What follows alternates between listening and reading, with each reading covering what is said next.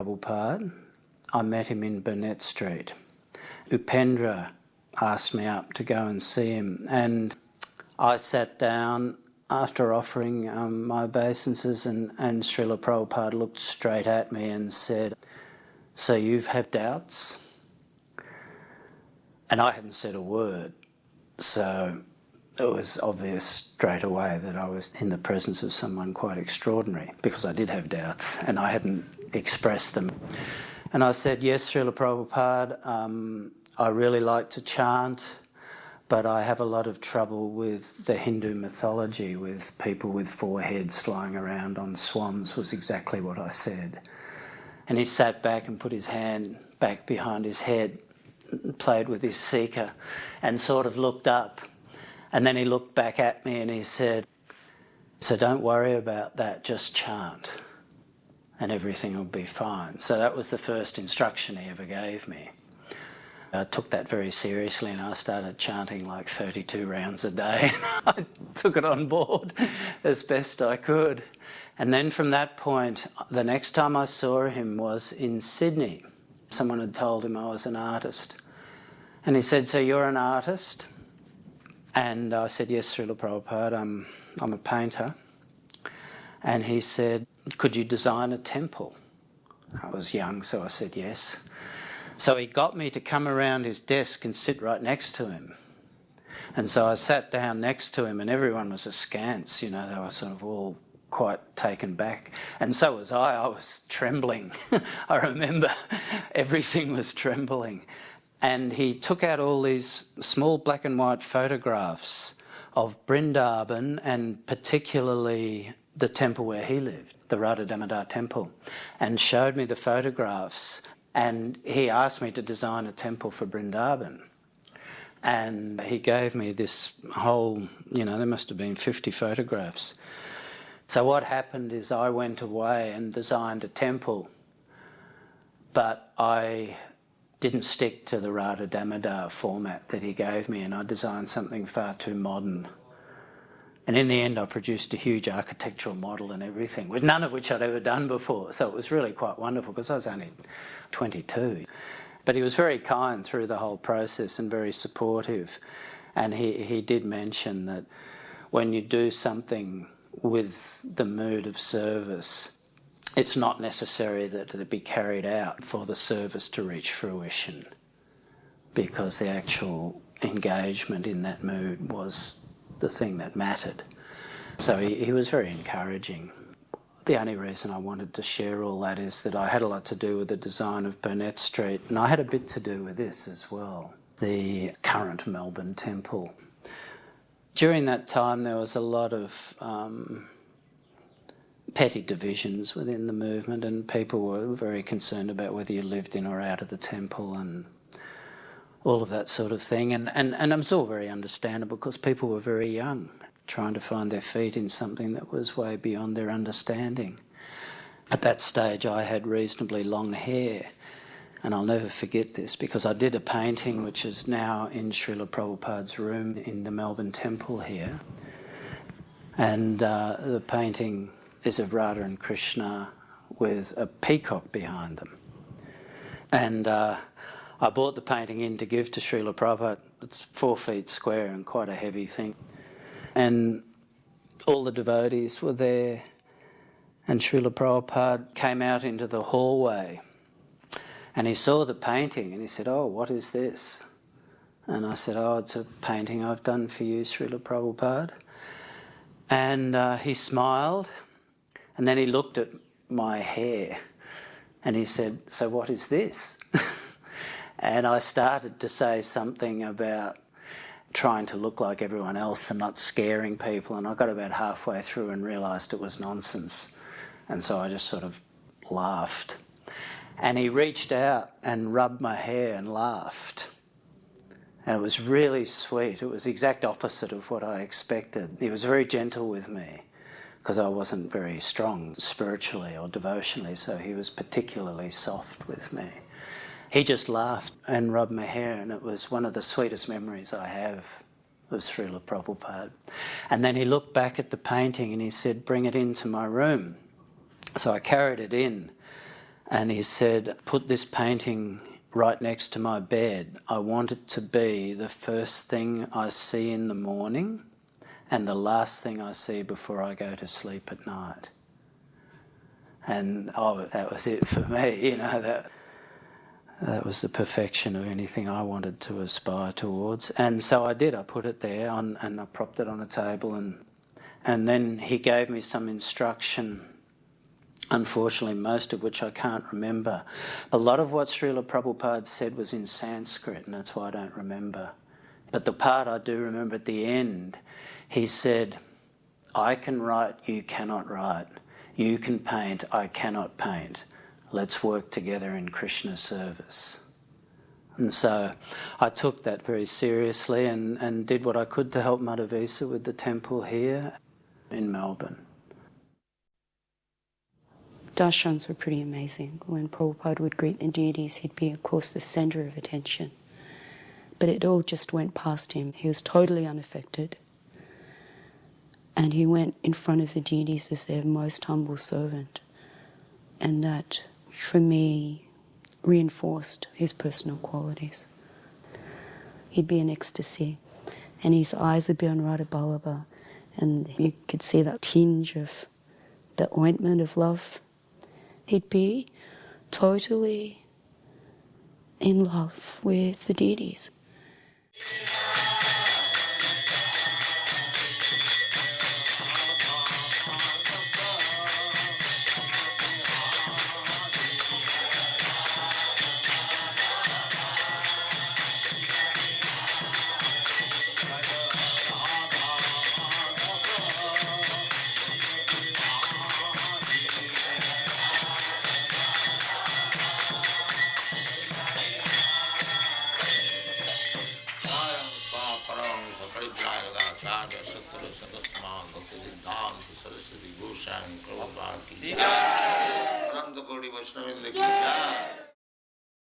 Srila Prabhupada's lectures at the Melbourne Temple were actually held in the evening.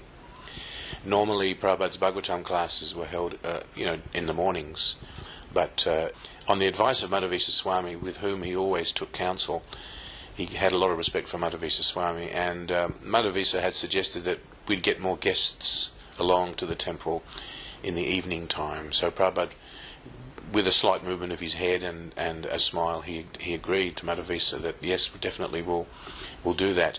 So Prabhupada would take his morning walks at the Botanic Gardens, as he always loved to do. It was one of his favourite places to walk, he said. And then he'd come back to the temple. There would be greeting of the deities, and then Guru Puja, and then he'd return to his room, and we'd have the Bhagavatam class in the evening. During Srila Prabhupada's lecture, one devotee asked a question, and his question was that if a devotee is initiated as a Brahmin and he leaves Krishna consciousness, then isn't it appropriate that if he wants to come back, that he should be reduced to the level of a Sudra? It was a very theoretical kind of a question. And Srila Prabhupada cut him off quite quickly and said, it is not for you to judge who is guilty and who is innocent. And then he tried again, and he rephrased, or he re-presented his question. It may have been that he didn't think that Srila Prabhupada understood his question, but he tried again to explain this point that somebody who leaves should be put in a lower position and then work their way back up. And Srila Prabhupada again cut him off, and then he commented afterwards that only the spiritual master knows who is actually guilty and who is innocent. And that really struck me quite deeply, that Srila Prabhupada was indicating that we can't see from the outside what are people's intentions and motives, so as to be able to judge them or degrade them, for their offences or their faults. Each evening, Srila Prabhupada will give a lecture, and a couple of the lectures he spoke on how society should be organised according to the Varnashram Dharma, and how it is the duty of the leaders of society to rule properly. So I was very impressed by these sort of lectures, because previously I'd been to university and I'd studied economics and politics, and I was interested in how society should be organised. Previously, in 1974, after coming back from the Mayapur festival, some devotees in America, Balavanta Prabhu in particular, were running for Congress. So in elections in Australia, I was put up to be the representative of the Ngobwi Trust Party, the political party of the Hare Krishna movement. And from this, we got so much wonderful publicity, interviewed on so many of the leading current affair TV programs, on the Mike Willesee show, in Melbourne Tonight. And when I was on the Mike Willesee show, he asked me what our policy was. And I was explaining to him how we weren't so much interested in so many political ideologies, but actually we were more interested in the quality of the politician, of the morality of the politician. The politician should have good spiritual qualities, because in the past so many politicians were so corrupt and involved in so many different types of scandals and corruption, so they were of no good quality. One of our platforms was that if we got elected, we would close down the two bars in Parliament House where the politicians would go and they would drink so much alcohol. And then after deciding to have the vote, they would ring the bell so that all the politicians were forced to leave the bar and to leave their drinks and to go back into the house and make the vote. So we made a big point that so much legislation was passed in the parliament by intoxicated leaders. So we thought that this was actually quite disgusting. Our political platform was actually based on Harinam. We would go out and we would chant on the streets of Melbourne, and we would stop in a particular place and perform the kirtan. And of course, hundreds of people would come around. Then we would stop the kirtan and I would stand on a soapbox and get up and talk about the philosophy of Krishna consciousness. And we would talk for 3 or 4 minutes and everyone would listen, and I would finish and they would all clap in appreciation. Then we would continue chanting on down the street and stop at the next corner and get up and give another talk. So actually we went around the suburban streets where there were just houses, and we would have kirtan up and down the suburban streets. So in this way, not only were we participating in a political process, but it was all based on Harinam of Sri Chaitanya Mahaprabhu. So in that way, we were spreading Krishna consciousness. So as we engaged in the electoral campaign, we got quite a lot of publicity. And one evening we were on a show called Melbourne Tonight, which was a big variety show in Melbourne. And one man came to Australia, and his name was Arnold Schwarzenegger. And he had just won the title of Mr. Universe for the 2nd or 3rd time. And he was doing a tour of Australia, so he was a very smart guy. And he saw me on this political show, so he wanted to get publicity for himself. So the next day he rang up and he suggested that we have a meeting together, and he could bring along a cameraman, and we would have publicity for him and publicity for the Hare Krishna political campaign. So we agreed to it. So the next day Arnold Schwarzenegger came and we met with him, and we had a big discussion, and we were explaining to him that we're not this body with the soul, but he was flexing his muscles and telling us how good and how big and how powerful he was. And he was fit and healthy, and we weren't fit and healthy because we were doing meditation. But we challenged him to come out on an 8-hour kirtan with us and see if he could keep up. You have to be very fit. But anyhow, he declined.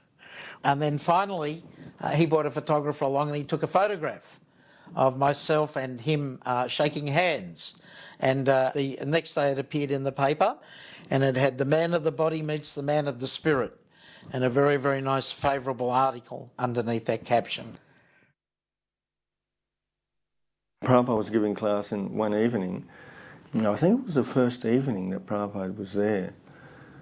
And we'd all been working really hard and hardly slept at all for like a few days, preparing everything. And so as Prabhupada started the class, I think more than half the devotees nodded off. And then Prabhupada told everyone to wake up. And I was one of them. I ended up going to sleep. I hadn't slept properly for at least 3 days. So I tried even standing up, but I almost fell over. Anyway, Prabhupada for 2 or 3 times told everyone to wake up. And then after that, Prabhupada actually got quite heavy, and he started explaining that the disciple's responsibility and duty is to hear from his guru, and that it's very disrespectful for a disciple to go to sleep in front of his guru while guru is giving Harikatha. Prabhupada was very, very strong on that. So that was good for me because it helped me understand the relationship between disciple and guru. Because at that time, we're doing so many things, but Prabhupada pointed out that the most important thing was to hear from your guru.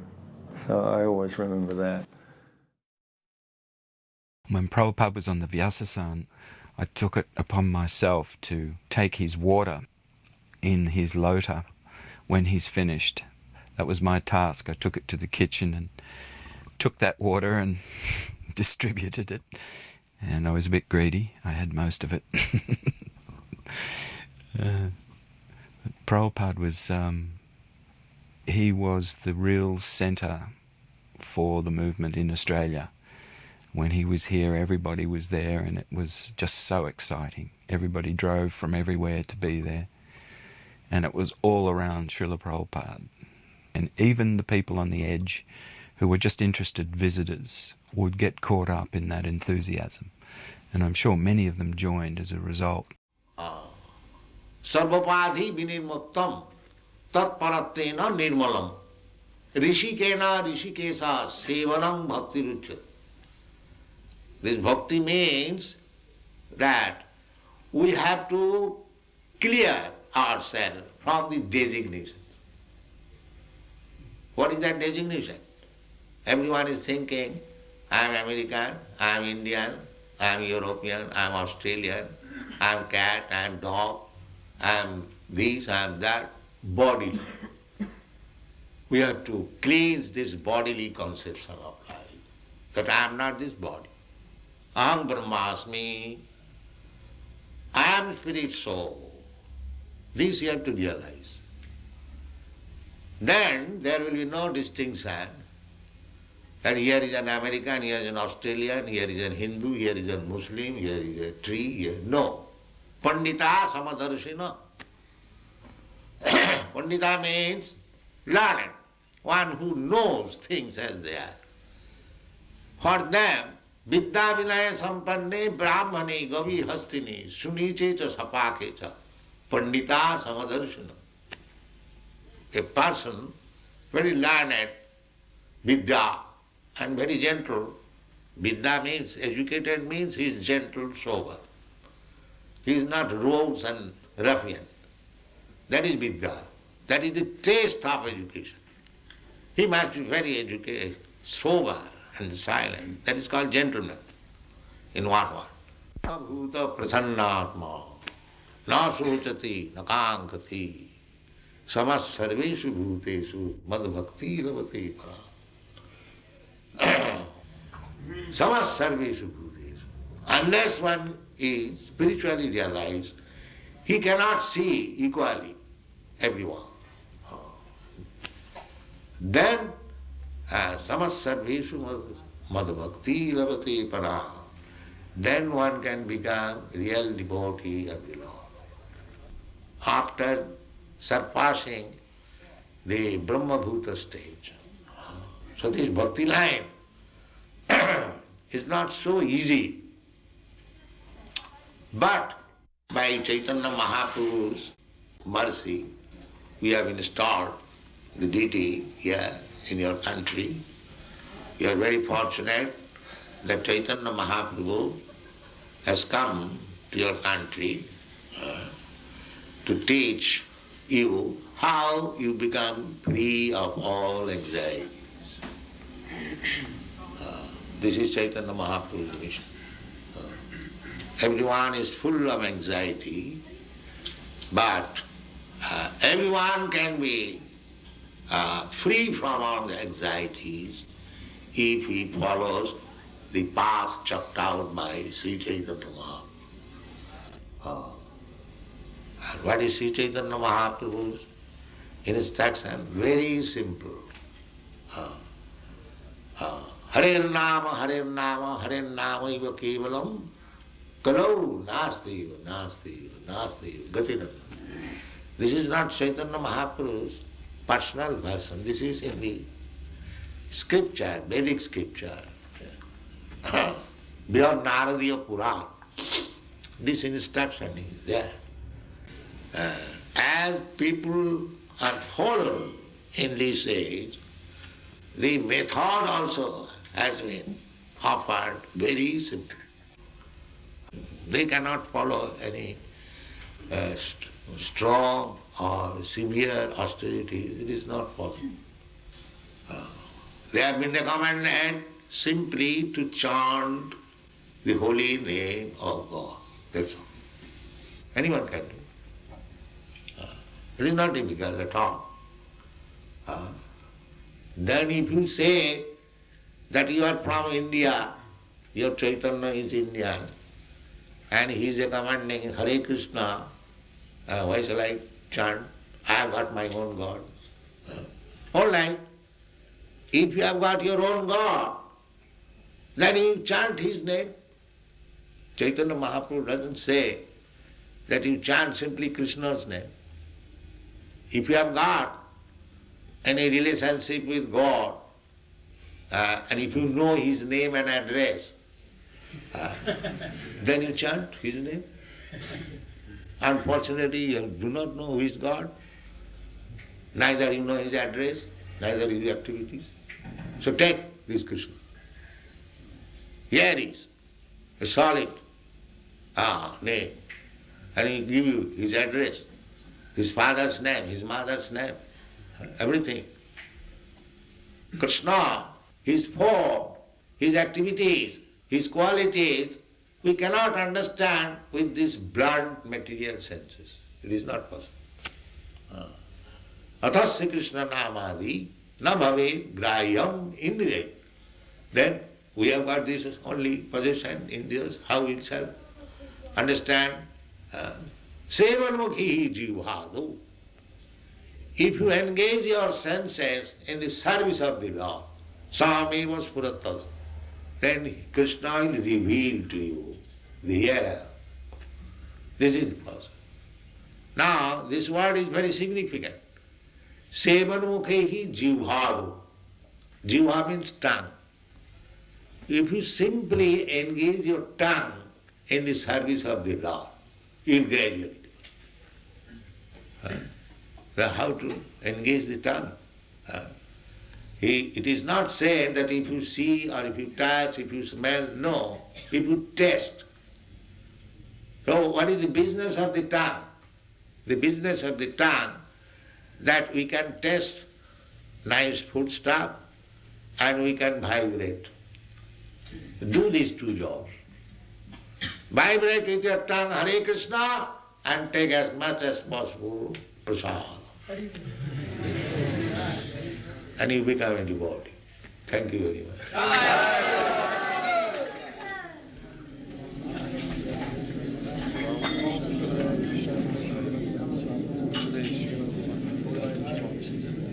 Any questions? If there are any questions, Test it.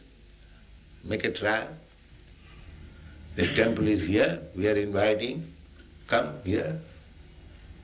Do these two business.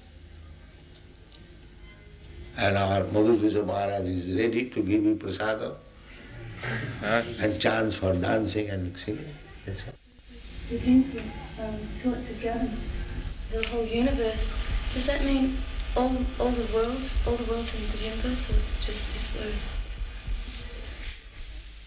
you're just wondering how it was possible for one king to rule a whole world. Seems like it is very difficult. Nowadays we have so many leaders and they cannot manage. Forget that. Where you are thinking that you cannot rule over, therefore others cannot. You are thinking in your turn. But that is possible.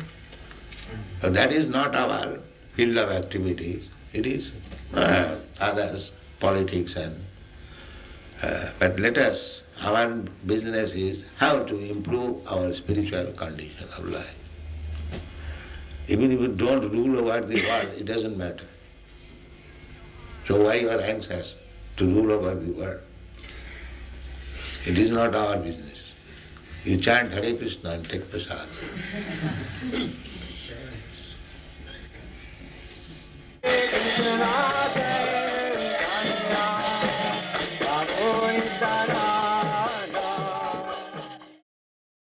A memorable feature about Prabhupada's visit were the big kirtans that we had every night after Prabhupada's lecture. Prabhupada had praised Madhvisa Swami, who was our GBC, for his ability to lead kirtans, his enthusiasm for kirtan. He had once told him, I think in India, that Madhvisa is the emperor of kirtan. Every day we would dance, we would sing. He had enlivened us all for several years. And of course, when Prabhupada came, he was especially enthusiastic. So he would lead the kirtans. When Prabhupada came, his secretary was Paramahamsa Swami.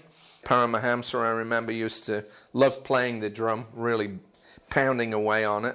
And we would just all let loose. We would just dance up and down. We would let ourselves go. And seeing Srila Prabhupada sitting on the Vyasasana with that characteristic movement of his head from side to side, he would slightly close his eyes, he would play his karatals, and just become fully absorbed in the kirtan. And when we saw Srila Prabhupada in that kind of concentration and meditation on the holy names, and seeing him appreciate Madhvisa leading such enthusiastic kirtans and seeing the devotees so enlivened by it, it was just a fantastic reciprocation. All of the devotees just loved it. We would go wild.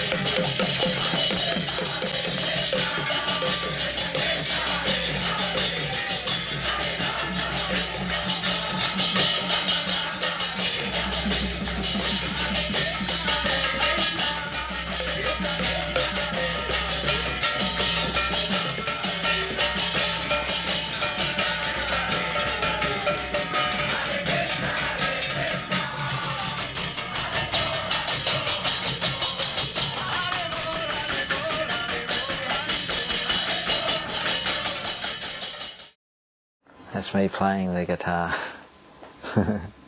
One thing I do remember about that particular time in 1975 is that there was that sort of breakaway, what we call the Hari Ball group, had a fairly big follow in Melbourne, and because Prabhupada was there, they would all come along to the program and the kirtan, and they would try to persuade Prabhupada to come to their place, but Prabhupada said, no, you can just come along here, do kirtan and take prasadam. What's the difficulty? And a number of times he did stress the importance of kirtan and prasadam, specifically in Australia. So that's one thing that really struck me, and I still remember it to this day and trying to do it.